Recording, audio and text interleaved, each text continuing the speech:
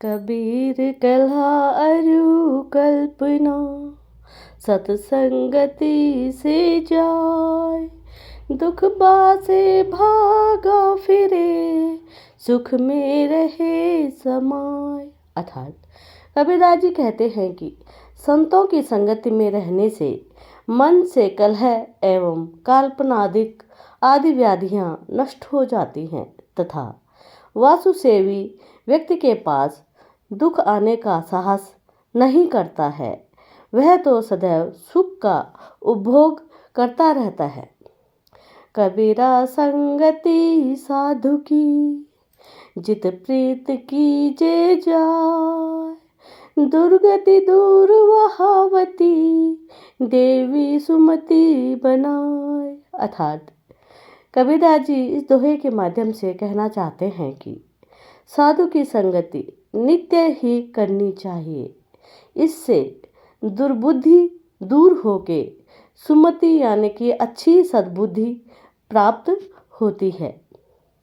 कबीरा संगत साधु की, निष्फल कभी न होय।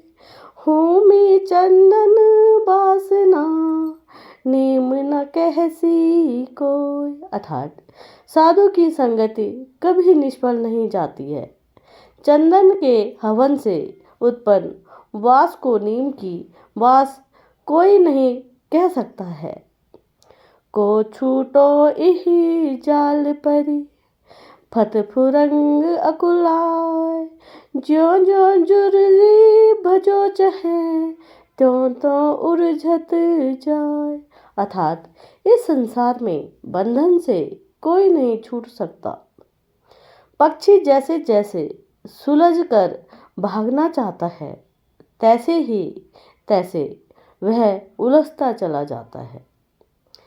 कबीरा सोया क्या करे, उठी न भजे भगवान। जब घर ले जाएंगे, पड़ा रहेगा म्यान। कबीरदास जी कहते हैं कि हे जीवन, सोकर क्या करेगा, उठकर भगवान का थोड़ा सा भजन कर ले, नहीं तो अंत समय आ जाने पर यम के दूत तुझको ले जाएंगे और जो शरीर तू अब हृष्ट पुष्ट कर रहा है, यह शरीर म्यान की तरह पड़ा रह जाएगा। काह भरोसा देह का, बिनस जात छिन मारही। सांस सांस सुमिरन करो, और यतन कछु नाहि। अर्थात कबीरदास जी कहते हैं कि इस पंच तत्व शरीर का क्या भरोसा है, किस क्षण इसके अंदर रहने वाली प्राणवायु इस शरीर को छोड़कर चली जावे। इसलिए जितनी बार यह सांस तुम लेते हो दिन में, उतनी बार भगवान के नाम का स्मरण करो, कोई यत्न नहीं है। काल करे सो आज कर, सभी साथ तू साथ।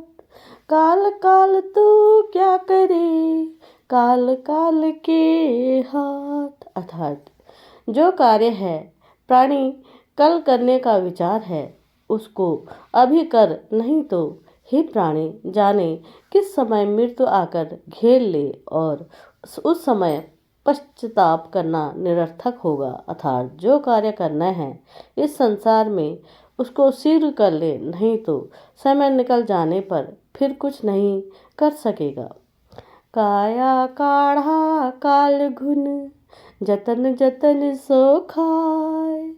काया ब्रह्मा इस बस, मर्म न काहू पाय। अर्थात काष्ठ रूपी काया को काल रूपी धुन भिन्न भिन्न प्रकार से खा रहा है। शरीर के अंदर हृदय में भगवान स्वयं विराजमान है, इस बात को कोई बिल्ला ही जानता है। एकाकियो हम आय कर, कहाँ करेंगे पाय। इनके भय न उतके, चाले मूल गंवाय। अर्थात कबीरदास जी इस दोहे के माध्यम से कहना चाहते हैं कि हे जीव, जब आता है तब वह अकारण की चीज़ों में व्यस्त रहता है। फिर जब उसका अंतिम समय आता है तब उसे ईश्वर भजन की चिंता होने लगती है। तब वह सोचता है कि अब समय नहीं है। इस प्रकार न उसे मोक्ष की प्राप्ति होती है और फलतः वह नरक में जाता है।